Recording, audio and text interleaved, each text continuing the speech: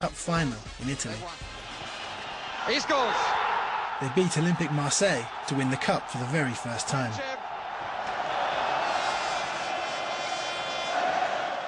The European Cup also gave the world its first glimpse of the Red Star fans in action.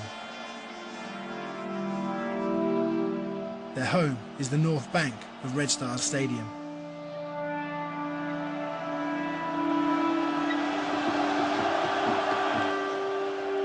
On these terraces, they stage some of the most dramatic displays of football support seen anywhere in the world.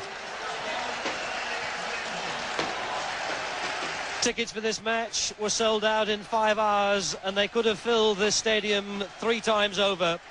No Yugoslavian side has ever won the Champions Cup, but you won't convince anyone of this crowd in Belgrade tonight that Red Star are not on their way to the final this year and that they'll be successful. The atmosphere is fantastic.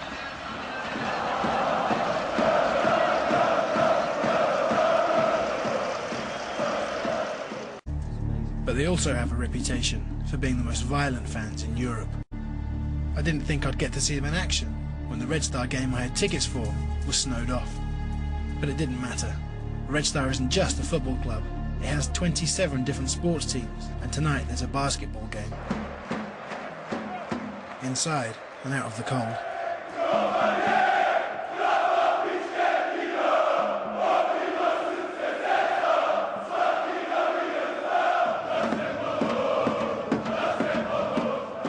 It's against their arch rivals, Partizan Belgrade. In Serbia, even basketball games need hundreds of police in full riot gear.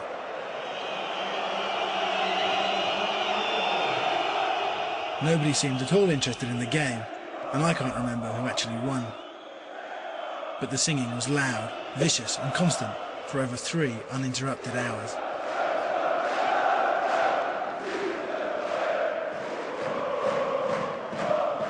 The Serbs are the greatest hooligans in the world because they're more violent than the English and better choreographed than the Italians. A former leader of the Red Star fans, Zoran Timic, claims that what happens at these matches is far more sophisticated than it first appears. When the club was established after World War II, there was a communist regime in power in Yugoslavia. It was forbidden to show your true feelings in any circumstances. Somehow supporting Red Star meant you were showing resistance to the regime. It was the only way you could show it in those days.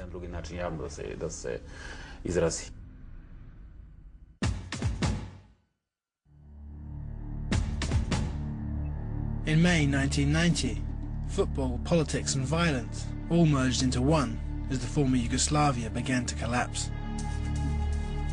Red Star travelled to Croatia to play FC Zagreb. Croatia had just held its first multi-party elections in almost 50 years, and the parties favouring independence had won.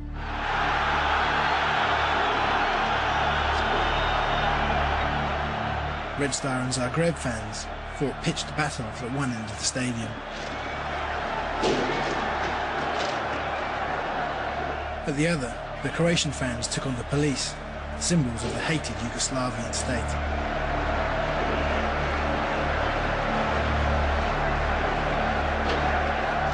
Even the players got involved. The Zagreb captain, Zvonimir Boban, karate-kicked a policeman he later claimed was attacking one of his own supporters. The violence that took place in Zagreb is now seen as one of the symbolic beginnings of the violence that was to come.